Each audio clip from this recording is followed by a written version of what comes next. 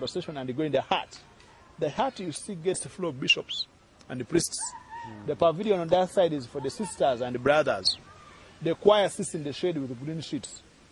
President, ministers, ambassador in that long pavilion over there. Radio and television, the first two shade, the broadcast, whatever takes place here. The rest of the pilgrims sit all over, wherever they get space. The king was practicing what they call homosexuality. He was a younger boy of 18 years. And these boys were also young. So it is asserted in some books that the king was practicing homosexuality. And the boys never wanted it. When the moment they became Christians, so those who refused, he killed them. That's one of the reasons why some of them were killed. The official line is that the deaths were part of the three-way religious struggle for political control of the Buganda royal court, headed by kings also known as Kabakas.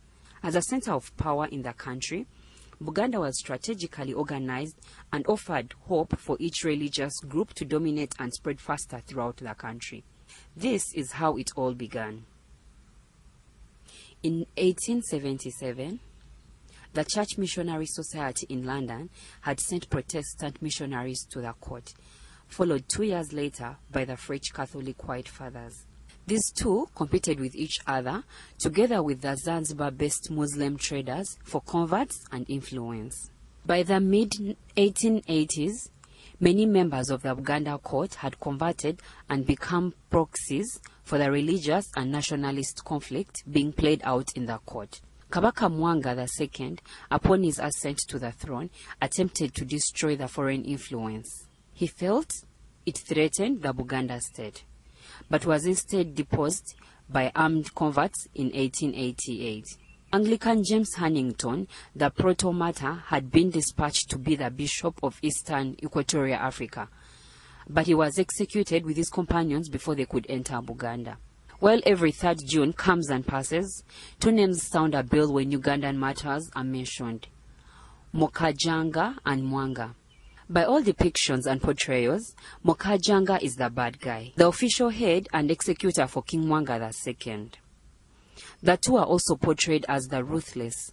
If you ask a 20-year-old Ugandan today, many of them perhaps know of Kabaka Mwanga than the other 36 historical kings Buganda has had. He is buried here. Mokajanga has come to be a god on sexuality. Every now and then, people going to get married bring gifts including money, backcloth, white sheets, and cover Mokajanga's grave as a sign of honor. Mokajanga is not the devil many people in the Western literature paint him to be, but rather a symbol for resisting homophobia. Mokajanga has a shrine besides his burial grounds in Mwera. It is some 30 kilometers outside Kampala city along Hoima Road.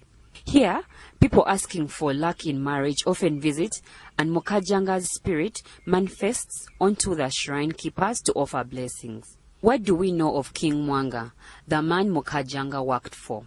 Mwanga was born at Nakawa, near the present-day capital city, in 1868 to Kabaka Mutesa I Kayira, the then Kabaka of Buganda. Mutesa I reigned between 1856 and 1884. His mother was Nabachala Abisagi Bagarayaze, the 10th wife of his father's 85 wives. He ascended to the throne on October 18, 1884, after the death of his father. He established his capital on Mengo Hill. Mwanga saw the greatest threat to his rule coming from the Christian missionaries who had gradually penetrated Buganda. His father had played off the three religions, Catholics, Protestants, and Muslims, against each other, and thus balanced the influence of colonial powers that were backing each group. Mwanga II took a much more aggressive approach, expelling missionaries and insisting that Christian converts abandon their faith or face death. On October 29, 1885, he had the incoming Archbishop James Hannington murdered on the eastern border of his kingdom in Busoga region.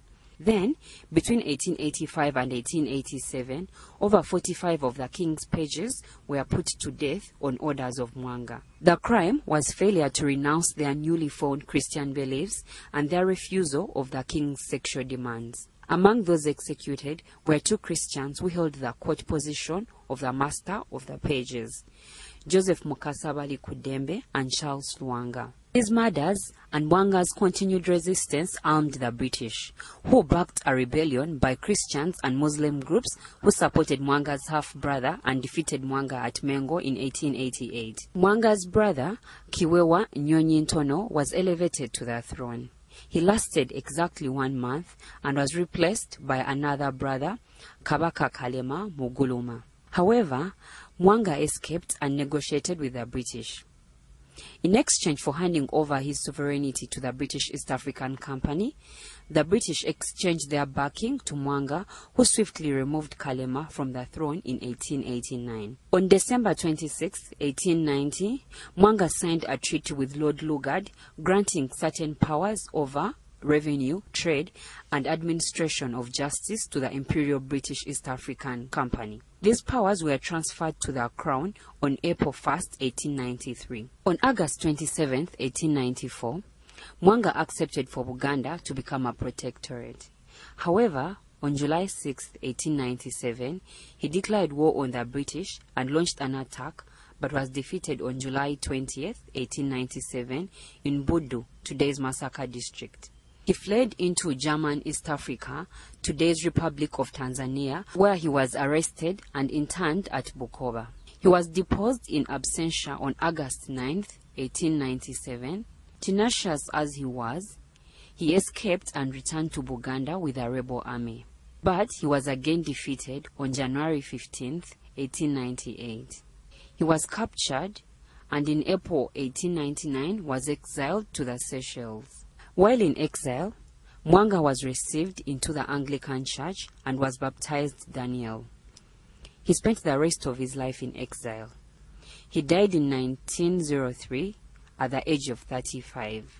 In 1910, his remains were repatriated and buried at Kasubi Tombs. Gay sex was a courtier privilege. While Mwanga had 16 wives, he also had sex with men. Although Kabaka Mwanga was a gay man, he fathered 7 sons and 3 daughters, including Kabaka Daudi Chwa II, the Kabaka of Buganda, who reigned between 1897 and 1939. But what did we as Ugandans promise ourselves at the dawn of independence? Where are our Ugandan solutions to challenges facing our well-being? How can we, as a country, reflect on the promises we made as we became a sovereign nation on October 9, 1962? Our country is engraved in bloodshed in post-colonial era with numerous coup d'etats. Is same-sex relationships really the problem for this country? Some Black African communities still guard their cherished cultural values with such intensity, including diversity to same-sex people. How can we draw lessons from the death of Ugandan martyrs as a result of a clash of values?